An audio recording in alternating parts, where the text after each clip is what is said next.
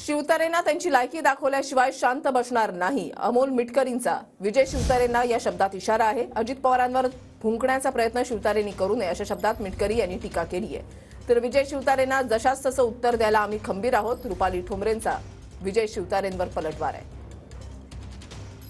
शिवतारे ही व्यक्ती हलकट स्वभावाची व्यक्ती असून आता ही व्यक्ती उर्मटपणाचा कळस करत अजितदादांवर बोलण्याचा केविलवाना प्रयत्न करून स्वतः अपक्ष राहण्याची मिजाज मारवते आहे।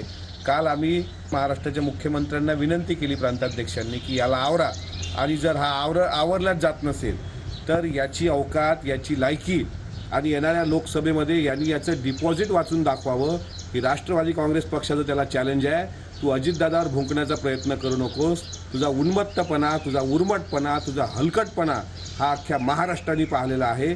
त्यामुळे तुझी पायरी ओळखून तू वाढ।